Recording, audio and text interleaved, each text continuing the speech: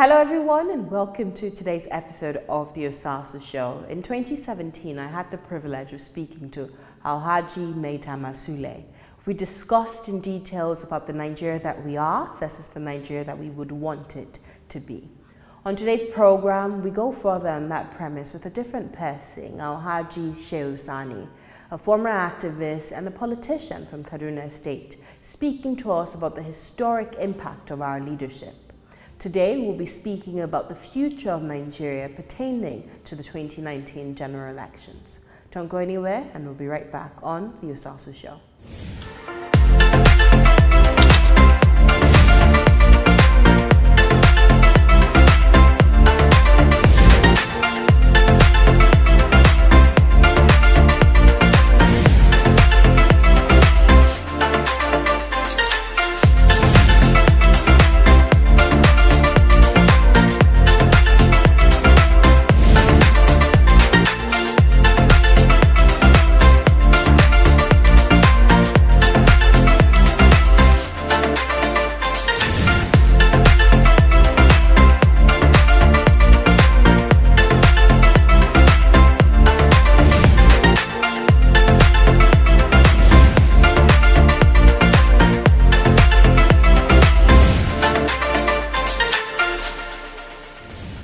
Distinguished Senator Shehu Sani, thank you so much for joining us in today's program.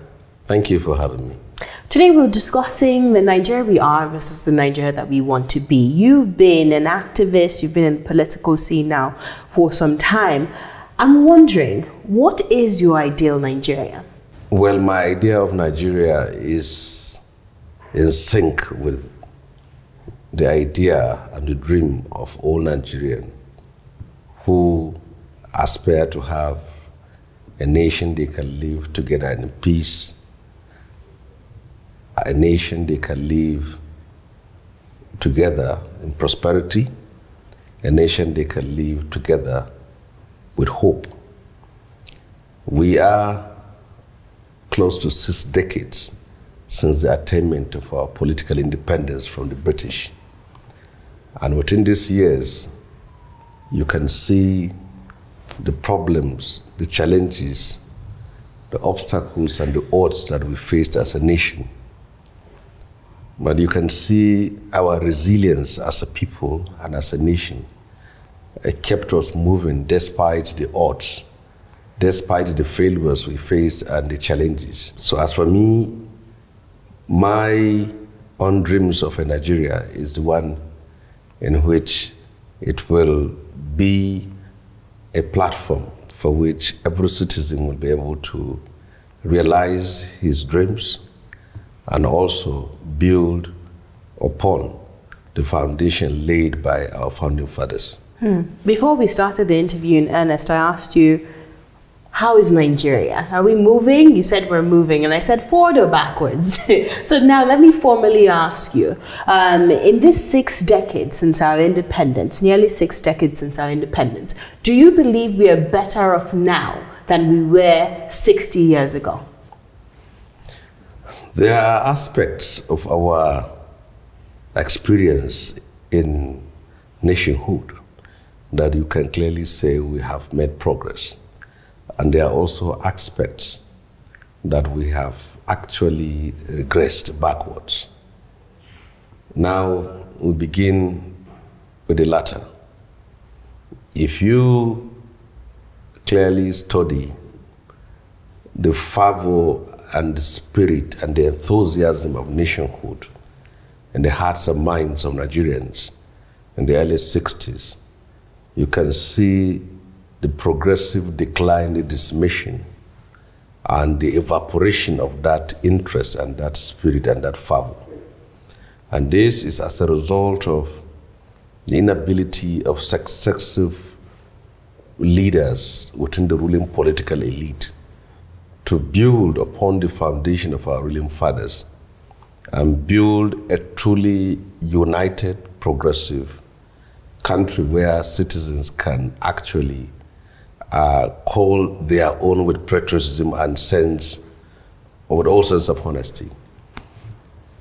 Having said that, you look at areas that we have made progress, Well, we used to be a nation of 3 to 4 regions. Now we're at 36. You can see places, villages, cities and towns that were formerly inaccessible. Now they are. And you can see that we actually accept that this is our destiny as a people. And despite the challenges we have and the failures of governments, Nigerians are coming to terms with, yes, we can have a government that can succeed or fail, but what matters most to us is the country. So in every sense of political ruling elites that have presided over the affairs of this country for the last close to 6 decades have not been able to fundamentally build a nation that both the elites and the masses can live in peace. Can enjoy. And yeah, because we have reached a certain point now. Most definitely. But I think a fundamental point to make, if I may interject, is that I've heard this rhetoric from many Nigerians that we were better off under our colonial masters than under the leaders that we have experienced in the past 6 decades. Do you agree with that? I don't agree with that. Well, when people make that statement, I think it is done out of anger and frustration. But when you are going to put into an intellectual and practical analysis and appraisal of the cruelty, the dangers, the subjugation, the slavery of colonialism, you cannot in any possible way say that we are better off a colonized people than we are now. Yes, colonialists are not here to develop your country. They are simply here to exploit your resources, subjugate you, and build their own. Well, is it right that when our colonial masters, obviously I'm a young lady, so is it right when our colonial masters were in charge, we had better infrastructure, we had better schools, better healthcare systems, better roads, better railway systems? Is that true for Nigeria? It's not true. I think statistics are there. The roads we have during colonial rule and the number of people in schools, the hospitals we have, the infrastructures on the ground were simply all erections of the colonialists for their own personal use and not for yours. But when they left, they passed this infrastructure. If they build a railway from the north to the south, is to enable them exploit the resources from the north, move it down to the south, and take it to the colonial master country. If they build hospital, is to prevent diseases and infections and epidemics among the populace. That will make it easier for them to work for them. So it is not true. So the argument these people were making, exactly, the argument they were making is that they benefited, because I remember when my parents were younger as well, they said that they experienced better healthcare than they are receiving today. They experienced better education in Nigeria than most of my generations are receiving today. So the argument they're making is that the infrastructure they left behind was more useful, more impactful than it is today. Well, if you put it into that, the first generation of Nigerian leaders, the First Republic, were able to do better than the colonial masters. The Awolos, the Zik, the Ahmadu Bello, and others were all Nigerians. And they provided the roads, medical care, schools, and built upon these things. And they left nothing for themselves. So you can adequately say that successive generation of Nigeria's political elite abandoned that culture of service, of sacrifice, that patriotism for which our founding fathers established their names. Why is that? Well, is as a result of a number of things. First of all, was that the abrupt end of the First Republic brought in a cessation of military rule, where that democratic culture came to a stopgap for a very long time. So it was impossible for the new generation of leaders to get nurtured by those leaders of the First Republic. So when you have a democratic rule for 6 years and then decades of military rule, it appears, what comes out of it is that you will have a government that is unaccountable, that is detached from the people, and that is regimental. And as such, it becomes uninterested and practically impossible for it to train a new generation of leaders that will take over. So the gap we had with the military rule created a vacuum. And suddenly we found ourselves in the Second Republic. Well, if I remember correctly, when the military took over in '66, it was due to the corruption, claimed alleged corruption that was occurring at the time. Well, they call it corruption. But you can imagine calling Ahmad Bello a corrupt man by the military in 1960s coup. And my parents were born in Kaduna, and I'm born in Kaduna. My family live in Kaduna, and I represent Kaduna today in the Nigerian Senate. But I cannot pinpoint to you one house owned by Ahmad Bello in Kaduna or any of his family members. And I don't even know any person in Kaduna who knows any property belonging to Ahmad Bello. So if an Ahmad Bello that presided over the whole of northern Nigeria build institutions, stadiums, schools, universities, roads, hospitals, and he has nothing to show for himself, do you call that person corrupt? And again, the same leaders from the southeast and the southwest virtually had nothing. So it was simply a reason they used to overthrow that very government. You can see things, but not the issue of corruption, because those leaders were not corrupt. Sticking with the issue of leadership, the 2019 general elections are just around the corner. Let's horn into the present now. You were a member of the All Progressives Congress. You stayed when your colleagues in the Senate were decamping, despite your criticism of your party at the time. What kept you in APC for so long? When my colleagues were decamping in July of last year, I was actually part of the plot of those who insisted that we should leave the party. But it is normal for everyone to make consultations in his constituency. You may end up decamping, and then your people are not along with you, and then you become simply an individual who makes noise on the pages of newspaper. But it is better when you move out, you satisfy and appease all factors within your own constituency for them to see to it. If I have decamped in July, two things will come into play. First of all is that we followed Saraki to the camp, and that is not the kind of image I would like to get for myself. And the second was that we betrayed our party and we betrayed the president. I also don't want to have that. Now, I have to prove to my people that the party can betray. Well, isn't it true that the real reason you left APC is because you didn't get your senatorial ticket? Well, in that aspect of it, the point was that we wanted to leave. And on the ground of that, we were promised that those who remain loyal will be considered in terms of addressing the very issues that makes them they want to leave. And what are those issues? It's the issues we have at home.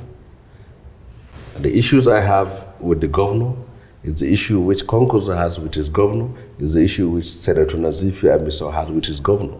So they all have their issues. There was a promise by the president, by Bola Tinubu, and by Adams Shimoli that the Kaduna crisis that was the reason for me to leave will be addressed.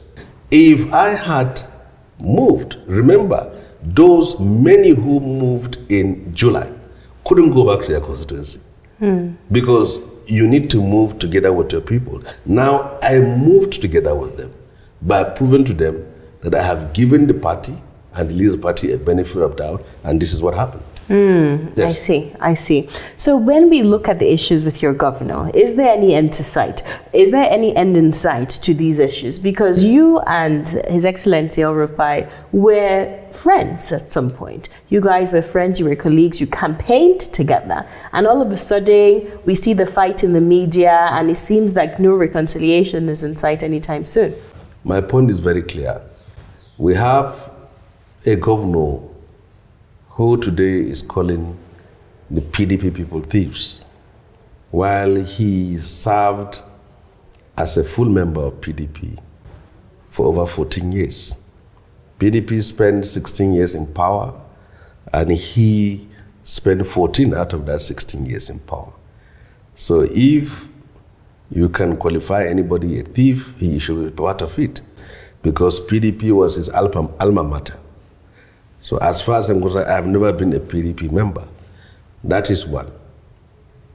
Secondly, we differ ideologically in the very sense that since he came into power, he unleashed policies and programs that are further driving people out of the party and creating problems for us. He sacked thousands of people, demolished the homes of people, speaks with haughtiness and arrogance as a person who is supposed not to behave like that. And then he is capitalizing on his relationship with President Muhammadu Buhari. And I know very well, this is a man that is a serial betrayer. He betrayed Obasanjo. After Obasanjo is out of Obasanjo's government, he started insulting Obasanjo. Atiku was his master. He started fighting him. Jonathan and Omar Musa Oradua, he was also fighting them when he was out of their own favor. And I said it continuously. Keep this interview for the next 5, 10, 20 years. Nasir El-Rufai will insult Buhari. He will abuse Buhari. He will attack Buhari. It is a question of time. I want this interview to be kept for history and for posterity. Would it be possible for you, both of you, to put your political differences aside? Can you work together with El Rufai to build your state? Well, if the Paris reform did not brought him investment of $450 million, it's $350 that will bring him. It's not going to happen. The external debt of our state is about $225 to $30 million. The external debt of Kaduna State. And what El Rufai want to borrow is $350 million from the World Bank. For how many years? Only 20, 30 years to pay. Now, let me ask you, if you go to Kaduna, the industrial zone of Kakuri, the only industry that is functioning is that of Fanta and Coca-Cola. All our textiles and everything have all closed down. Where is he going to get the money to pay the World Bank? He wants to leave for our children, for our grandchildren, a legacy of debt. And I, as a chairman of the Senate Committee on Foreign and Local Debt, I don't want to die. And I will be in my graveyard.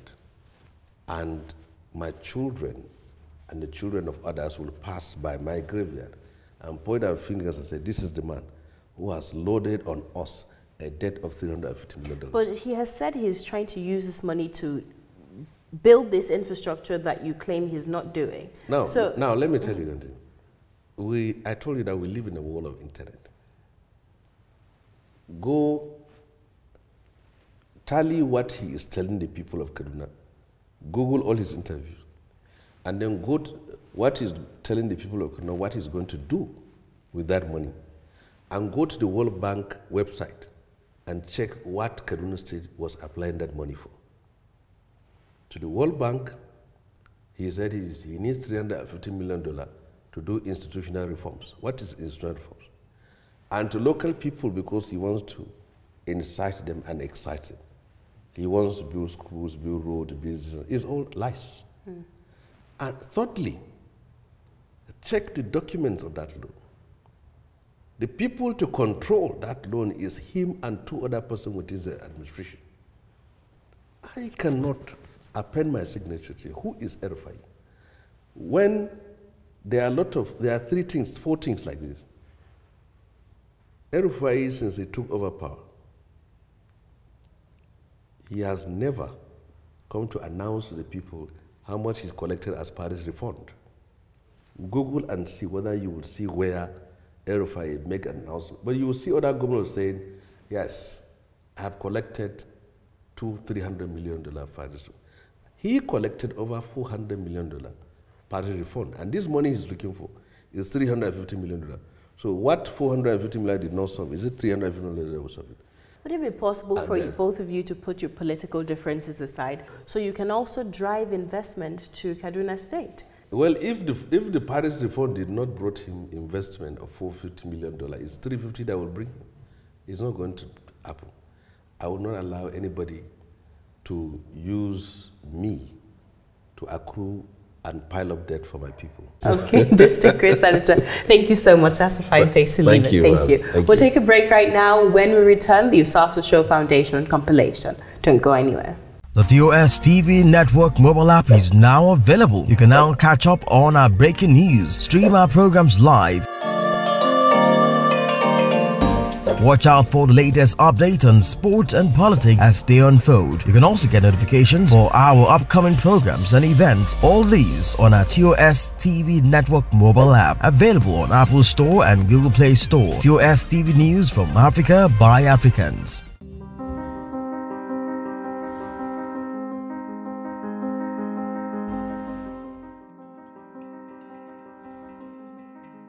They are enjoying the scholarship from Osasu, and even the parents are enjoying it, and the students are well understood because they provide them with teaching materials and learning materials too.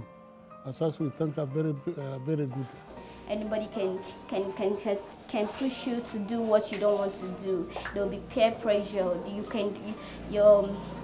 You'll be forced to do what exactly you don't want to do, what you don't love. Now, the moderate self-esteem, that is the one I love, because that's the one you will get to do. You will not be so high that nobody can talk to you, but you will not be so low that anybody cannot push, that people can push you around. I commend Osasu very well. I commend them very well. They provide our students with books, enough fund to buy the books. They buy uniform for them. My name is Kausar Mukhtar. The name of my school is Ajara Ahmed International College. I'm in SS1B. I want to become a journalist in future, and I want to thank Madam Osasu for paying my school fees, and I pray God will continue to bless her, and God will protect her, and God will give her more money to sponsor us. Thank you very much. We're grateful to Osasu Show Foundation. God bless you. I want to thank Osasu for the great love towards us, for her giving us this scholarship. For her giving us this scholarship, and I'm very grateful for her. Let God continue to bless her in Jesus' name. Amen.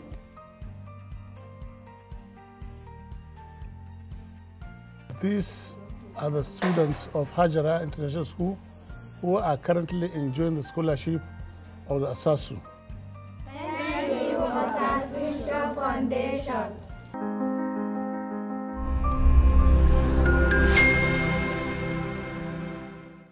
That's it for today's program. To find out how you can get involved with the Osasu Show Foundation, visit our website, theosasushowfoundation.org. You can also follow us on our other social media handles at the Osasu Show, at Osasu Igmanadian, and at TOS TV Network on Instagram, Facebook, and Twitter. I'll see you same time, same place next week, and until then, take very good care of yourself. God bless you, and go and get your PVC.